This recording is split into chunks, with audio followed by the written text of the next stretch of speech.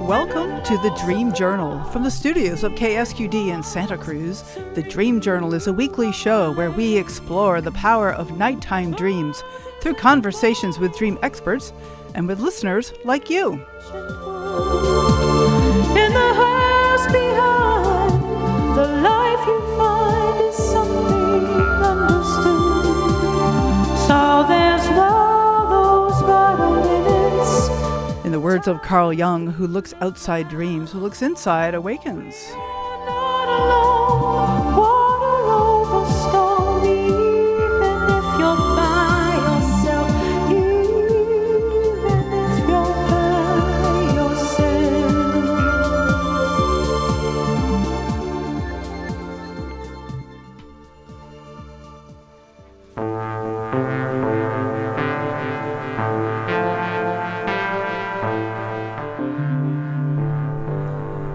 Today's music is called Allurify.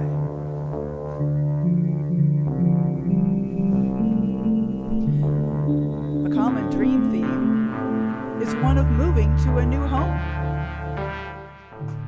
We'll talk about that today with our guest author, literary agent, and life coach, Devra Jacobs.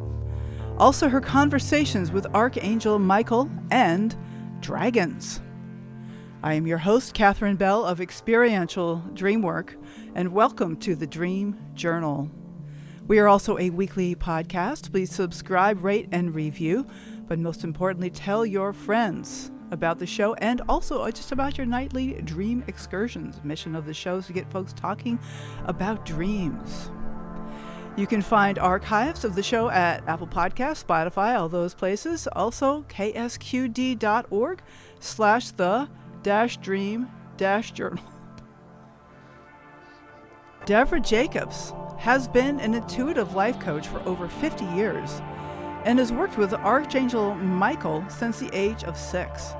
Devra also has been a literary agent since 2008, representing authors from around the world, and now she is the co-author of A Happy Move, a book that teaches everything you need to know about moving. And you can find her at dancingwordgroup.com and ahappymove.com. So welcome to Devra Jacobs. So glad to have you on the show. I'm so happy to be here. Thank you. Excellent. Okay, so, we were talking about the idea of dreams about moving. And going from one house to another and packing up, I tend to have a lot of dreams about going somewhere, or I live somewhere that's not familiar to me. And I wonder, how does that tie in with what you've experienced? Well, as far as dreams, it's interesting because I have a tendency to dream about moving before I've made a decision about moving. Now, you're somebody who's moved quite a few times, right? Want to tell us a little summary of that? Yeah, I've moved, major moves, I've moved 29 times in a little over 40 years. Wow. But I've also moved a whole lot of times, like within a town as well. And then, major cross-country or out of the country moves 29 times. Wow, that's incredible. I would just start living out of boxes, I think. I told my daughter at one point I really needed to buy an RV. Right, exactly. At least I don't have to pack anything that way. That's it.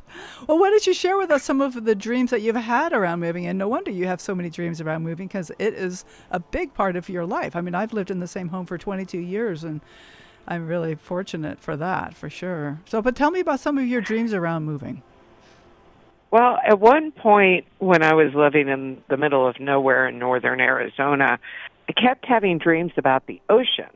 And I love the ocean. I was raised in Northern California, and I've always loved the ocean. But it was a different ocean, and I kept having these dreams. And then one morning I woke up, and I looked at my daughter. I said, you know what? We're going to pack up everything in a U-Haul. We're going to get on Interstate 40, and we're going to go east until we hit water. Wow. And she kind of looked at me like I'd lost my mind, which was typical. And we did exactly that. Within a month, we packed everything up, and got on the highway, and it ended at a place called Carolina Beach, North Carolina. And when we went over the bridge going onto this island, it was like coming home. And it was like, I looked at the ocean, I'm like, this is my ocean. The dream ocean, yes. And I've actually moved there 3 times over the years to the same place. I keep getting drawn back to the same place, but every time I go back there, I get hit by a hurricane. So my daughter and granddaughter the last time said, "That's it, no more North Carolina."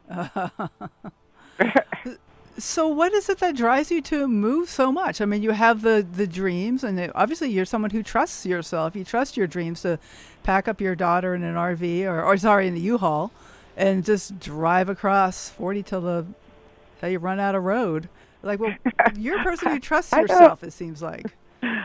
I think it is a matter of trusting the universe and trusting that Spirit's going to take me where I need to be to learn whatever lessons it is I need to learn along the way. And some of it, I laugh now that this book is out, I laugh that maybe it was all gaining material for this book eventually, right? But yeah, it's just having a trust and a knowing that this is where I need to be for this amount of time.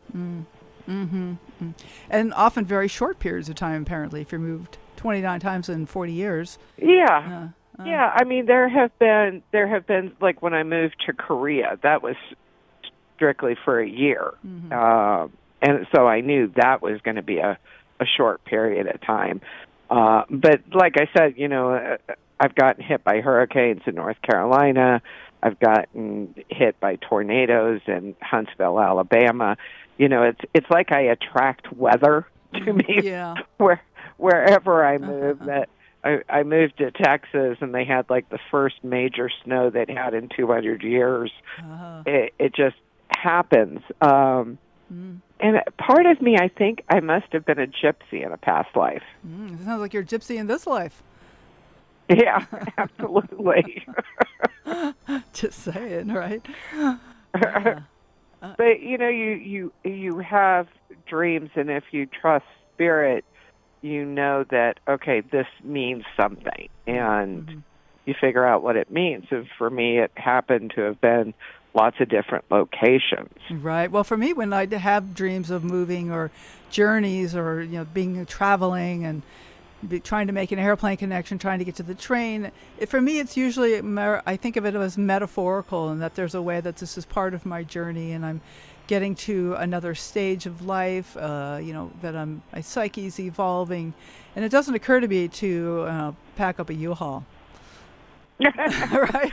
Well, yeah. I mean, I've had a lot of dreams that way too. Okay. I dreamt about Scotland for years, and I finally took a trip there, and it was actually revisiting a past life location. Did I come back and want to move there? Yes, but I didn't. Okay, so you don't always follow those urges. Okay. No, don't always. It's like, I think I'll wait. Okay. And it's like pieces have to fall together. Just because you dream something, as you said, sometimes it's metaphorical. Yeah. As some of the dreams that I've had about living where there's water is simply that, I'm a water baby, and that's a very, very healing thing for me to be where I can get into water. Yes. Of course, I keep ending up back in Arizona where you have lots of sand but no water. That's true. Unless you have a pool, in which case you're contributing to the water crisis. Exactly. So did you move a lot as a child as well? You're like a military brat? Is that part of your history of moving so much? No, it's funny. My dad was in aerospace, and we actually stayed in the exact same home for 18 years. Oh, okay. I didn't start moving until I graduated high school, and my parents were moving back east for a job for my dad. And I was like, yeah, okay, I'll go. I mean, I sort of have that attitude about any type of travel or move. It's like, yeah, okay. It's just new experiences.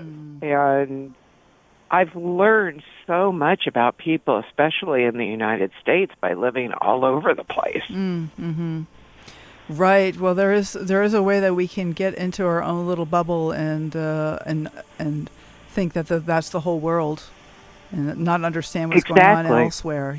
Certainly we have that experience with politics these days, that we get in our own friendship group and anything else that seems unthinkable. But traveling does disrupt that in a good way. I think one of the really cool things about moving, to different states and different parts of the country is not only the food is incredible in different places, but for me as a spiritual intuitive, I have found that there's so many diversifications in spiritual trainings depending on where you are. So it gave me an opportunity in some places to learn about stones and crystals, and other places to learn about, old Celtic Druid ways. Right. Well, let's talk a little bit about your experience as a spiritual intuitive, and maybe how you got started with it, and what does that even exactly mean? Well, it actually started when I was 6 years old, and I had the mumps, and I was very, very, very sick. And my grandfather, who was a surgeon, I thought was at the end of my bed telling me that everything was going to be okay. But he was all white and glowy, and told me exactly, what was going to happen and how I was going to feel by the next day. And the next day I was like miraculously cured. And my grandfather came in and I said, what were you doing here? I was only 6 years old. I was a little kid. And he said, I wasn't here. So that's actually was my first encounter with Archangel Michael. Oh. And then, from that point on, my parents would say, oh, are you talking to your invisible friend? And it wasn't till I was in my teens and went to a friend's house, and her mother was a reader. And I walked in the door, and she goes, what are you doing here with Archangel Michael? Oh, and she could see him standing next to me. I was like, oh, that's who he is. Okay. But, he's kind of always been around and giving me information for either myself or for other people I come in contact with. And then I didn't actually start doing intuitive sessions with people till I was in my mid-20s. Okay, and that's involved with listening to Michael. So what kinds of things would he say to you? Can you give an example of an encounter with him, perhaps? One of my favorite things, because my Michael, I always tell people this because I've met so many people throughout the years that speak with Archangel Michael, and they're always saying he's so fluffy and light and airy and all this stuff. And with me, he's not. And I think spirits, will speak to you in the same terminology that you're either dealing with in your own life or you have to hear. And so he's very matter-of-fact and to the point with me. And I remember when I was a teenager and a whole bunch of us were going up to this party that was up in the mountains, and everybody was drinking, and I'm driving up this mountain road in California, and I felt his hand on my chest, and he said, turn around the car. Ooh. And I was like, I'm going to turn around the car. He said, turn around the car or I'll turn the car around. And so I've got this car full of girlfriends, I'm like, guys, I'm pulling over, we're turning around. And they were like, all right, what's going on? Something's going to happen, and we're not supposed to be there. And within, I would say, 5 minutes, we're parked on the side of this mountain road, and suddenly all these sheriffs and cops start flying by us, going to that party. And we found out later that there had been a shooting, and like 12 people had been shot. Oh. Ooh. Wow. Yeah. Okay. So he has popped up and saved my life many times. One of the times I was in New York City at a conference, a book conference, and I was really, really sick, and I was in a lot of pain, and I was with one of my friends, and he knew about Michael. I was in my 40s by then, so he takes me to this little church in Manhattan, and we're in the courtyard, and I suddenly feel Michael, and I could see Michael wrap me in his wings, and he said, "You need to go to the airport. You need to go home, or you're going to die." And so I just told my friend, "Take me to the airport." I went home and was immediately put in the hospital. I was septic. So, yeah, I can't get the lottery numbers from him, but Oh, darn. but I do get good information, and I get information, for other people. Right. Okay. And has he been involved in your decisions about moving sometimes? He's pretty funny about it because when one of the last times I went to North Carolina, he kept saying, "You really need to wait a couple days," and I was like, we've got all the plans, the movers are already on their way, and I ignored him. And when I ignore him, I end up with problems. So we arrive in North Carolina the night of a hurricane. Oh.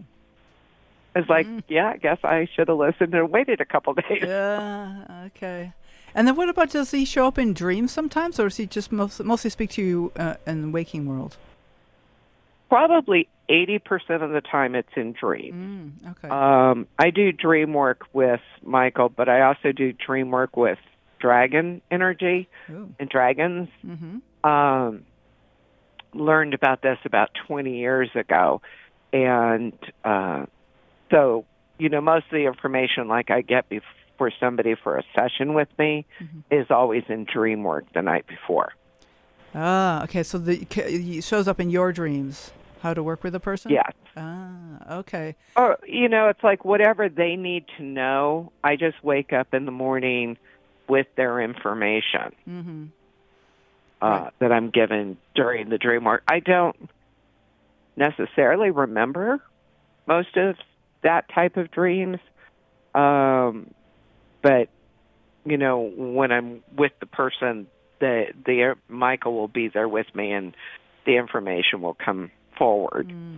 But sometimes I'll see their choices, if maybe they need to go back to school, or maybe need to get, divorced, or maybe need to get a different job. I'll see all that stuff in my dreams. And so do you... I was trained years ago by Lynn Andrews. Right, I don't know if you're Lynn familiar. Andrews. Yep. Yeah, so, I'd already been doing dream work, but I didn't know how to do it. And when I started working with her years ago as her agent, she taught me all of the basics. Right. She has a whole series of books, and I went to a number of retreats with her down at Joshua Tree, I believe. Yeah, she was amazing. Yes, absolutely passed amazing away woman. a few years ago, I believe. Yeah. Yeah. So, what would you recommend for people to start to learn to listen to their own intuition more? Maybe find their own angel energy, and listening to their dreams. Like, what could you recommend for folks who want to touch into their own intuitive nature? It's like playing the piano. You want to practice. Oh. You don't get good at anything unless you practice. I was very good friends with Doreen Virtue, and we used to talk about this all the time, of giving people the skills so they practice. And the more you practice, the more you learn to trust what you're hearing is real. If you hear negative, bad, or dark things, you're not talking to your angels or guides. They just don't give you that information. It's not they may warn you about, like, quit eating sugar, because they're aware that, because everything happens in the etheric world before it ever happens in the physical world. you can get, whether you're, dealing with angels or spirits or tarot cards or anything, you get it kind of like an advance notice. Like I did it with Michael of don't, wait 3 days. He knew the hurricane was going to hit before it was even going to hit. That happens. One of my clients kept dreaming about her cancer and had to practically beat doctors to get the tests run because she knew it was there. And, it saved her life. So and I think DreamWorks probably one of the most positive ways of getting these answers from your spirits and guides. Certainly, I found that working with my dreams has improved my intuition tremendously over the years, and I trust myself more without needing to understand. I can make decisions that are kind of based on my gut rather than being able to explain them, instead of thinking I have to be very rational about everything. One of the things people bring up to me all the time is, well, I wake up and I don't remember my dreams. So I always tell people, keep a recorder right next to your bed, so that as soon as you wake up, just start talking what you dreamt. Because, they will disappear until you learn how to remember them. Yes, they do like attention, don't they? Yeah, they do. Right. Anything you get, any little image, any feeling you wake up, just write it down and then see what comes next. Yeah, as soon as you start trying to ask why or what, it's like, poof, it's gone. So, Devra, this is Devra Jacobs, and we are talking about moving, her new book called A Happy Move, and about her experience as an intuitive coach and speaking with Archangel Michael. And we just touched on dragons. And I think in the second half, I'd like to speak a little more about dragons and, of course, a lot more about dreaming as well. It's good to have you on the show, Devra, and stay tuned. We've got a whole nother half to come. Thank you. We are broadcast live from the KSQD studios in Santa Cruz and co-broadcast live in San Jose by KCXU.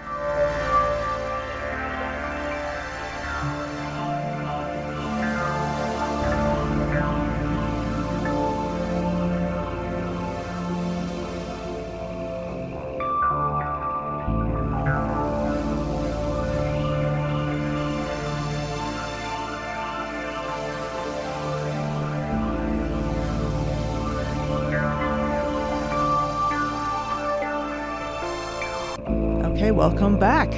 You are listening to The Dream Journal. Next week, our guest will be Amina Mara, host of the Dream World podcast, author, and a lucid dream coach.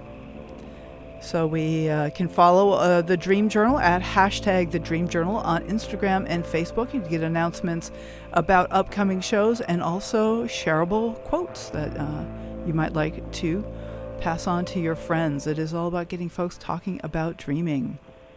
So today's guest is Devra Jacobs, and she is a literary agent and also an author, a recent book called A Happy Move. You can find out about that at happymove.com.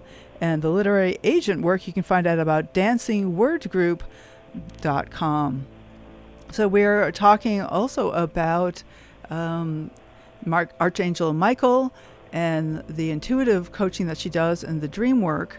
And I'd also like to get into dragons. Can you say a little bit more about Devra? What the heck are dragons? Are they real? Dragons are absolutely real. Dragons are no longer in physical form in 3D. They were at one time. So you want my little 2-minute spiel on dragons? Sure. Okay. So originally, God made dragons, and they were in physical form and flying around the earth. And they had different purposes.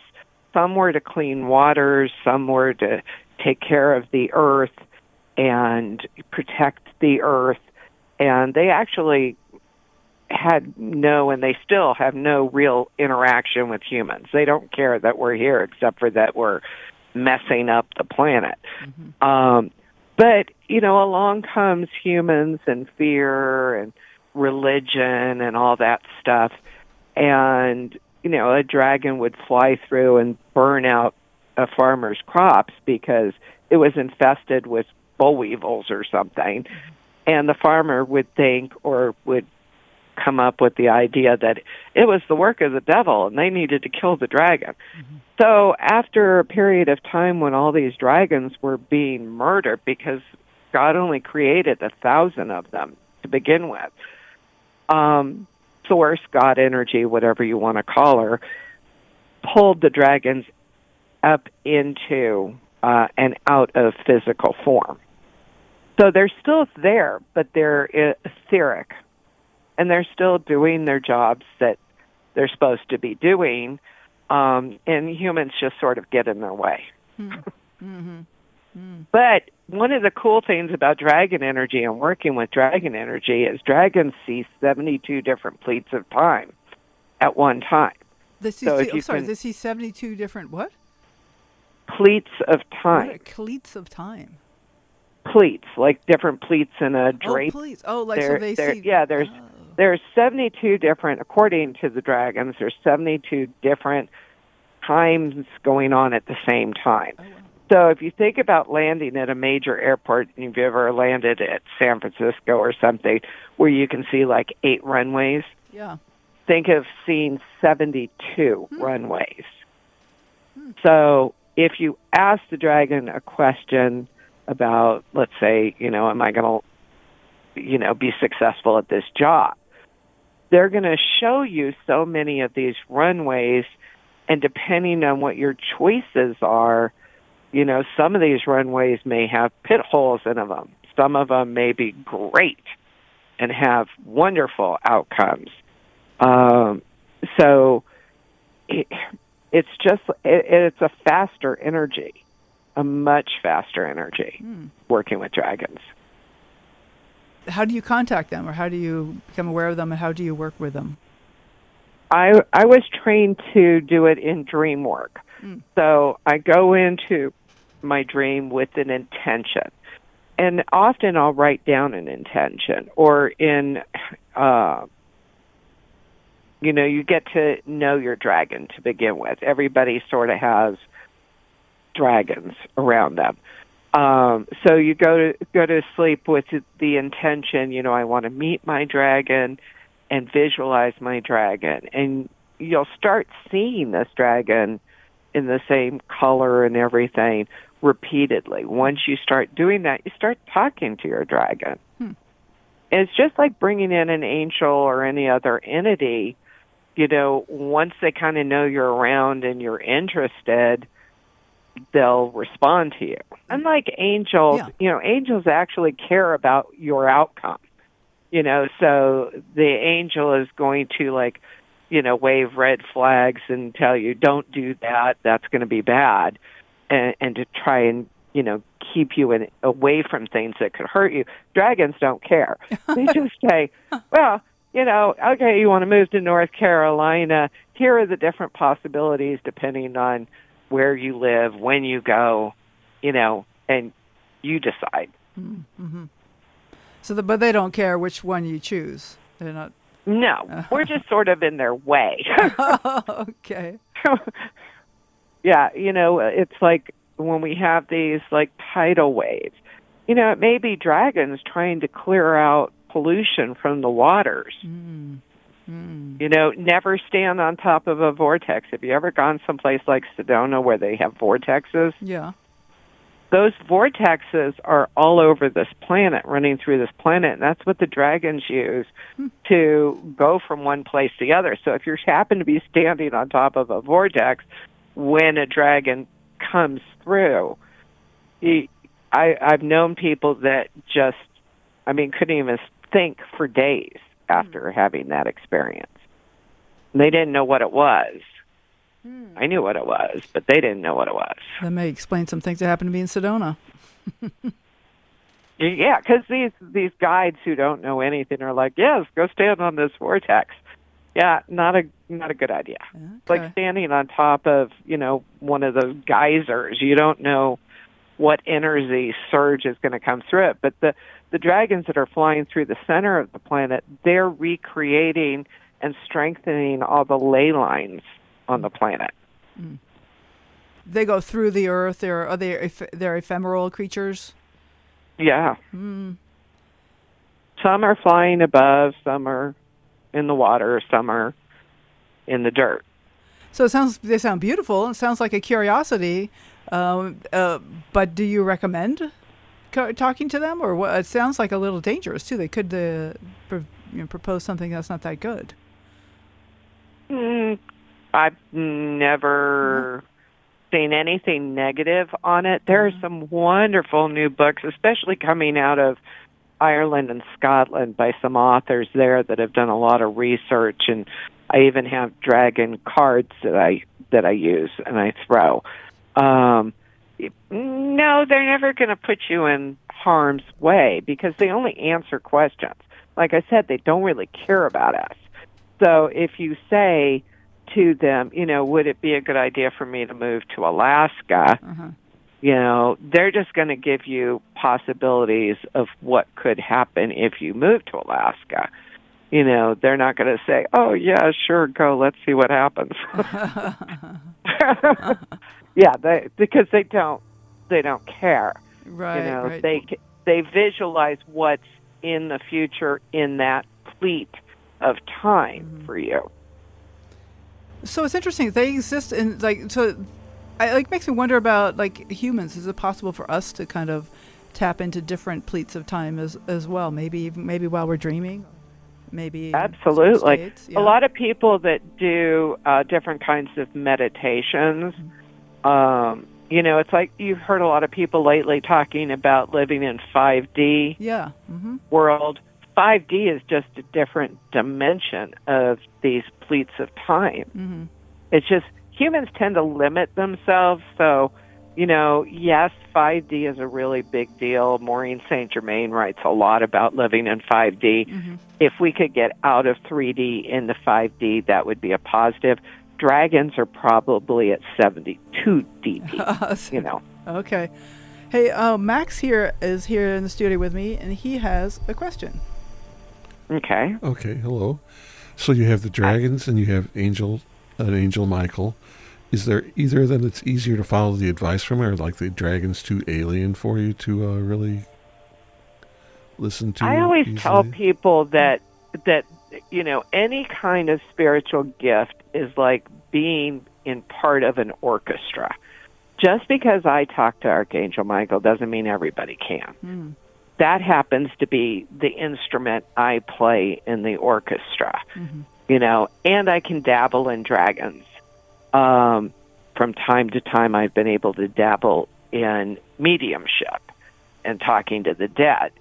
But there's tons of different aspects of spiritual gifts, and you want to pick one and practice until you get really good at it. And then you can pick another one and practice. So how do you know what to pick? Because we heard about your experiences, but sounds like there's a lot of other avenues for touching into this kind of intuitive spiritual realm. Oh, I think that if you think about what your interests, like, do you know people that have been really drawn to Far Eastern, philosophy? That's probably their guides telling them you should check into the gifts of that area. It may be a past life thing. Some people are very, very drawn to Native American mysticism. Some people have been very drawn to Kabbalah. That it's just your guides telling you where your gifts happen to be. So trusting yourself and then going deeper leads to more trust. Is that what you're saying? Yeah, find really good teachers, Just find really good teachers that you can learn from. They're luckily, because I am 68 years old and I've been in this world for,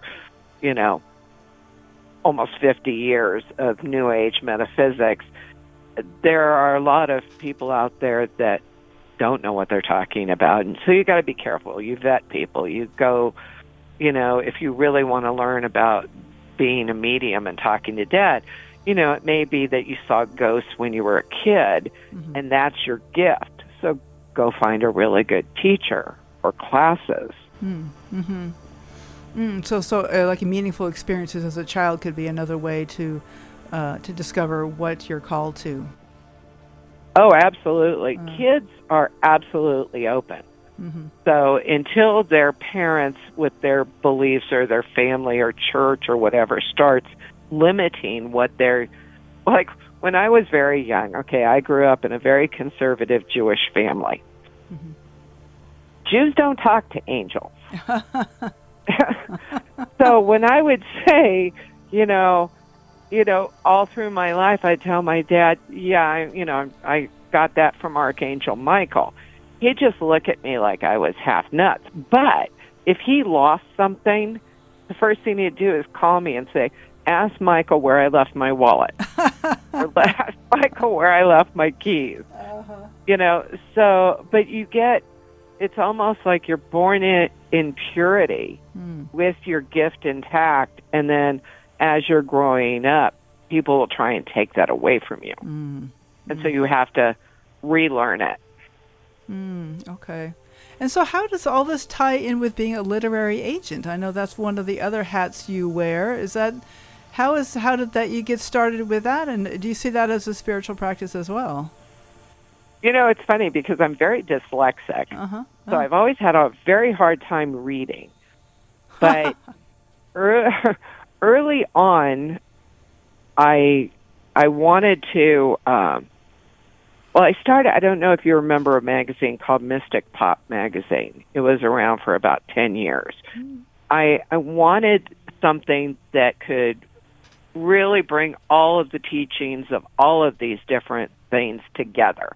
So I started a magazine that was around for about 10 years. And then it was very successful, and I had all kinds of amazing authors writing for it. Then my mother got cancer, and I was like, well, I can't be the editor-owner of an international magazine and take care of her. So I sold the magazine, and I called one of the authors that was writing for the magazine at the time, which happened to be Lynn, and I said, I don't know what to do next. And she said, you should be a literary agent. And I was like, really? And she said, yeah, mine just died. And so then I called Ariel Ford, who was another person who wrote for the magazine. And I said, Ariel, you were an agent. Should I be an agent? She goes, absolutely, you're perfect. And so she just convinced me that that's what I should be doing. And I could do that around taking care of my mother. And I've been doing it now for, 14 years. Absolutely love it. I love the clients I represent. I love the books that I've been part of getting out into the world. And because of and this will sound weird, but because of the dragon energy I work with, the dragons I work with were the keepers of knowledge. And so it was very important for me to make sure all of the knowledge ended up out into the world. Oh, okay. So becoming an agent was sort of just, going from doing the magazine to being an agent. I'm still part of creating this library for people to learn. I see. So and the moving book was funny because the moving book I felt the same way about. I hear horror stories all the time, and if you read my book, there's a lot of horror stories that have happened to me in moves. And I was like, well, this is still knowledge coming out into the world because everybody moves. Spiritual people move. Yep. It's not just, everybody moves. That's true. Yeah, that's so true. Well, let's just dip back into that book a little bit. And do you want to just throw out a couple of pieces of advice about moving? Like, what is something that we may not usually think about?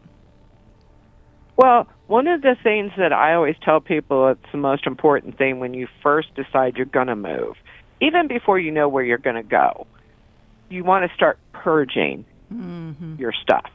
And for people that are spiritual, walk around, put your hand on an item, and say, does this serve me? If it doesn't, don't pay to move it. Right. Go ahead and sell it, donate it, whatever. If it's a family heirloom, call your son or daughter and say, "Do you want this?" Right. You know, and get it out of your energy field, because the purer your energy is when you make that move, the easier it's going to be. You know, so purging, planning. There is nothing worse than being stressed out on a move. And this book has like forms and things in it that you can fill out, who your doctors are, who the dentists are, all of this information that you can have in one book. So when you get to where you're going, you're not stressed out going, "Oh, what box was that in?" Oh my goodness. You know, it's... Yeah. I mean, I do the thing of Yeah, writing on the outside of the box what's in the box. I still have boxes in my closets, and that's one of my techniques for kind of, I don't have to pull it down and open it up. And that's a huge thing. Also having what I call a go-to box. You know, when you first get to wherever you're going, a box that says, you know, "Open me first" or something on it, that has all those things you would need for the first day or two, like a coffee pot, coffee cup, silverware, you know, stuff you may need to just survive and not have to eat out constantly or run down to McDonald's for coffee. That's a useful category of box.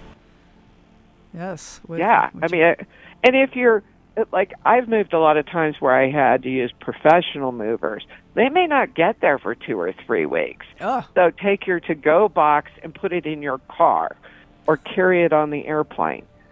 2 to 3 weeks. Boy. Yeah. Well, one of my moves to North Carolina, we got there the day before 9/11. Oh, no. We didn't see our stuff for almost 2 months. Yeah, everything shut down. Yeah. Everything. Yeah. So, you know, if you know, now when my daughter and I move, it's really kind of funny because when we're driving, like we moved 3 years ago from California back to Arizona, and we had air mattresses and sheets and blankets and TV and all kinds of stuff in the car. And it was really good we did, because our stuff got delayed 2 weeks. So plan on being delayed. That's good advice. Yeah. And if you do what's called a DIY move, you know, whether it's a pod or a rental truck, yes, all your stuff will get there with you. That's a plus. But you still want to have access to what you're going to need immediately, not just all piled up in one room of your house. Right. And what about unpacking at the other end? That's something that I find daunting. Well, if you've marked your boxes correctly, one of the really nice things is if you say bedroom 1, bedroom 2, living room, as you're unpacking your truck or the movers are unpacking the trucks, everything goes in the room it's supposed to. Yep, that helps. That way, you don't have to haul it around the house, and it's like, "Oh, that should have gone upstairs." You know, when you get there, put sticky notes on the wall for the movers to know where your bed goes, where the dresser goes. Oh, that's a good one. Yeah. So you don't have to, you know, worry about that. I'll tell you one of my most important tips is take pictures. Oh. As soon as you get to a place or when you leave a place, take pictures of everything. I have had rental companies come back and say, "Oh, there was a huge stain on the carpet." But if you have pictures, you can prove. You know, and just doing a walk-through sheet when you move into someplace, you know, there was a screen torn. You have no proof unless you have pictures. Okay, that's good advice. So we are just about to the end of the show, Devra. I want to find out some... Yeah, it always goes fast, doesn't it? I want to find out good contact information for you.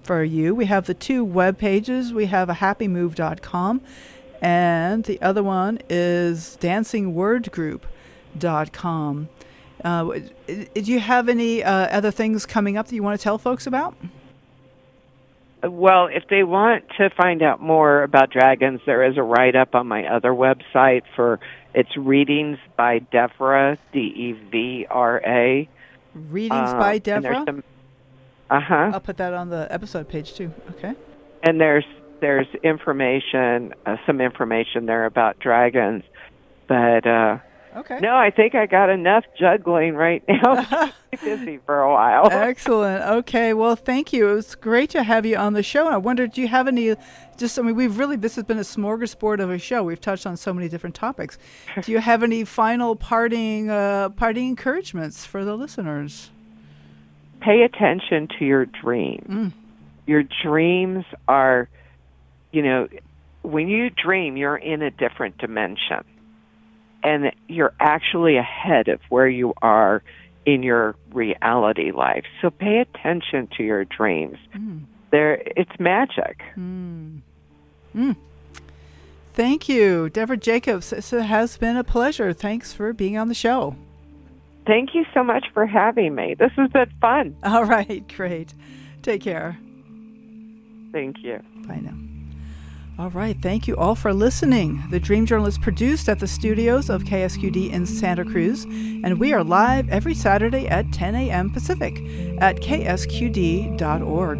The podcast is released on the Monday after the show, and it spreads interest in dreaming when you subscribe to the show, rate, and review.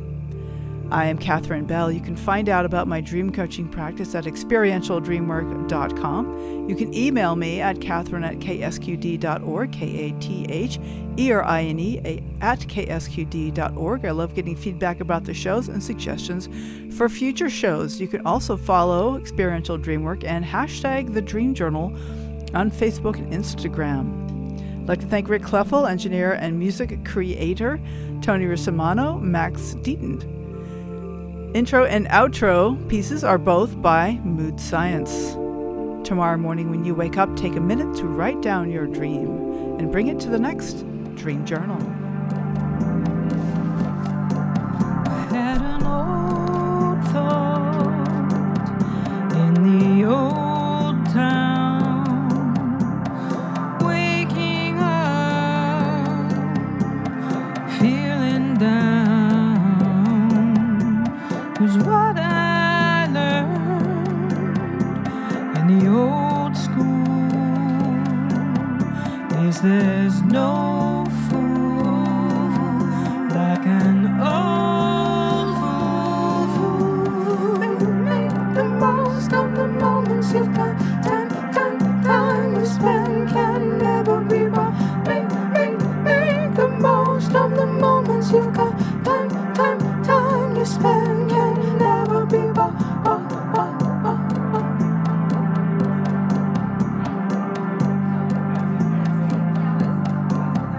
On the high street in a low mood, walking slow with an attitude is what I knew, what I'd spurned, what I'd never learned as the fire burned. Make the most of the moments you got.